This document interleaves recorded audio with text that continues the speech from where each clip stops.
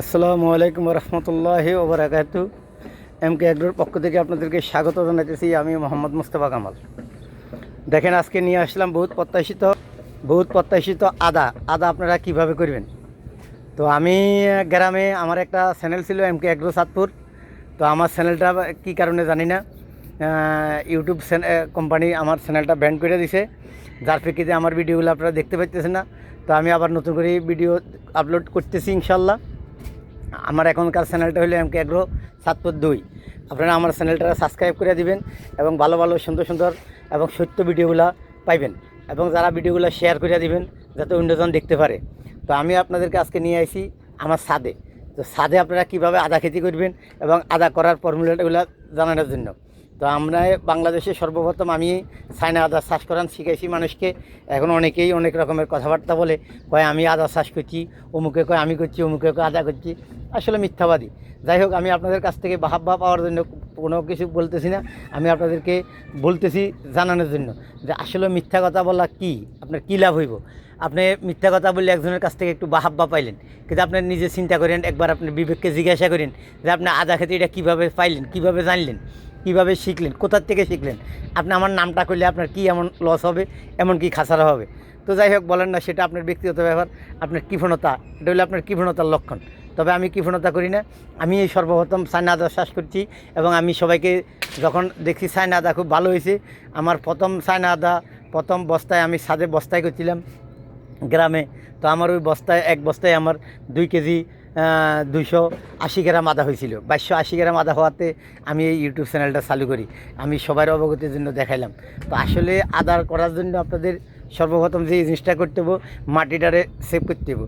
তো মাটিটা আপনারা কীভাবে করবেন, যেমন আমি ছাদে এখানে 10 বস্তা মাটি রেডি করছি। এই 10 বস্তা মাটির জন্য আপনি কী করবেন? আপনি 10 বস্তা মাটির জন্য সর্বসম্মতিক্রমে, যেমন আমি ছাদে আমার এই মাটিটা পুরানো মাটি, যার প্রেক্ষিতে আমি একটু বেশি দিতেছি। কিন্তু যাদের নতুন মাটির পরিমাণটা আমি আপনাদেরকে বলে দিতেছি। আপনি যদি 10 বস্তা নতুন মাটি হয়, তাহলে 10 বস্তার জন্য আপনি সর্বোপরি 1 বস্তা গোবর দিবেন, এবং 10 বস্তার জন্য আপনি 1.25 কেজি বা 1 কেজি পরিমাণে দিলেই সারব, যেটাকে পটাশ সার বলি আমরা, লাল সার। এই যে লাল সারটা বলি, এটা আপনি পরিমাণ মতন আপনি 1 কেজি দিলে হইব, 1 কেজি বা 1.25 কেজি দিলে হইব। যেহেতু আমার পুরান মাটি, যার জন্য আমি 1.5 কেজি লইছি। তারপর দিয়ে আপনার লইবেন হইল কালো সার, যেটা আমরা বলি আর কি, টিএসপি। তো টিএসপি আমি যেমন 2 কেজি লইছি। আপনারা যদি নতুন মাটি হয়, একবারে নতুন, এখনও কোনো খেতি করেন না এটাতে, তাহলে আপনারা 10 বস্তা মাটির জন্য 1 কেজি সার নেবেন এবং 1 বস্তা গোবর নেবেন ইনশাল্লাহ। তো এখন প্রশ্ন হইলে আপনারা মিক্স করবেন কীভাবে। যেমন দেখেন, আমি মাটিগুলো এইভাবে সুন্দর করে সাজাই রাখার পরক্ষণে আমি এখন কি করতেছি দেখেন আপনারা। যেমন দেখেন, সর্বপ্রথম আপনারা এইভাবে পটাশ সারগুলো দিয়া দিবেন। পটাশ সারগুলো আপনারা এইভাবে সিটা দিয়া দিবেন। তারপরে কি করবেন, এরপরে মনে করেন আপনি টিএসপি দিবেন। এই দেখেন টিএসপিগুলো দিয়া দিছি। প্রথমে পটাশ দিবেন, এরপরে টিএসপি দিবেন। এরপরে কি দিবেন, 10 বস্তা মাটির সাথে আমি 1.5 বস্তা গোবর দিব। আমি গোবরগুলো দিতেছি, আপনারা দেখেন। এরপরে আপনি গোবর দিয়ে এইভাবে রাখবেন, ঠিক এইভাবে গোবর দিয়ে রাখবেন। এরপরে আপনি মনে করেন মিক্স করবেন, সবগুলারে মিক্স করবেন। আপনারা এইভাবে মিক্স করবেন, দেখেন।